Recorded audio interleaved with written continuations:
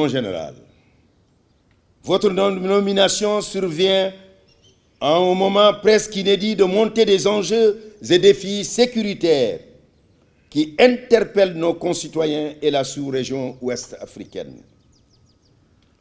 Des efforts considérables d'allocation de ressources ont déjà été consentis par l'État en vue de moderniser notre outil de défense.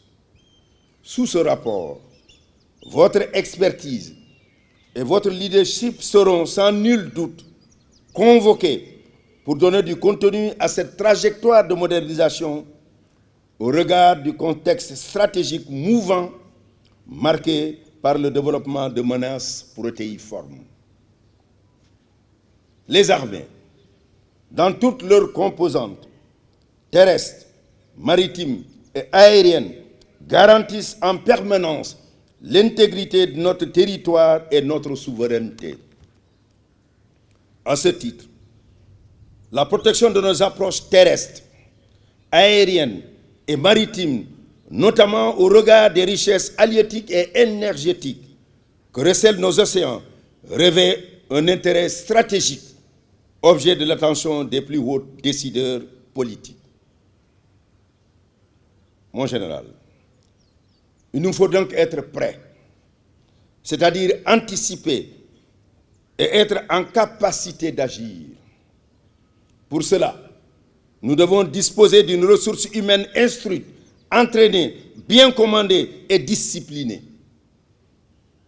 C'est cette exigence qui a présidé au choix stratégique du chef de l'État de créer des écoles de formation dans tous les corps des forces armées, avec à la clé la création de l'Institut de défense du Sénégal, creuset de la formation supérieure militaire, regroupant une école d'état-major, une école supérieure de guerre et un centre de documentation. Cela traduit notre option vigoureuse de donner une place privilégiée à la formation pour, comme le disait si bien le stratège Sébastien Leprest de Vauban, je cite, « La sueur à l'entraînement et à la formation épargne le sang au combat. » Fin de citation. Dans la même veine, puisant dans les valeurs cardinales de courage, de solidarité et d'esprit de sacrifice, inculquées par la formation militaire, le soldat doit faire preuve en permanence d'une discipline sans faille et d'un engagement personnel à l'épreuve de toute contingence matérielle ou morale. À ce propos d'ailleurs, je voudrais vous rappeler qu'il y a une règle d'or de l'armée qui dit, je cite, « Celui qui n'est pas capable d'obéir n'est pas digne de commander. » Fin de citation. Vous conviendrez avec moi que le renforcement de capacités adaptées et d'équipements spécialisés, l'amélioration de la condition militaire, facteur d'efficacité opérationnelle et la préparation des forces doivent plus que jamais demeurer des priorités pour vous.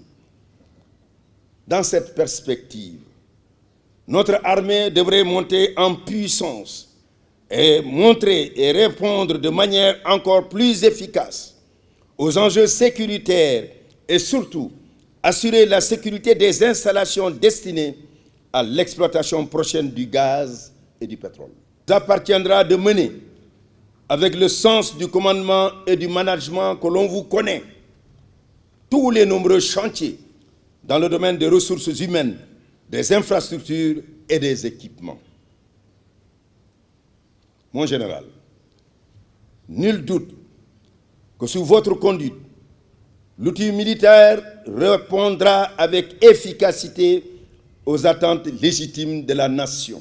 Je réitère ici la confiance du président de la République Macky Sall, chef suprême des armées, et vous souhaite plein succès dans votre commandement afin que nos armées demeurent sur le chemin de la discipline, de l'honneur et de la grandeur au service du Sénégal. On nous tue, on ne nous déshonore pas.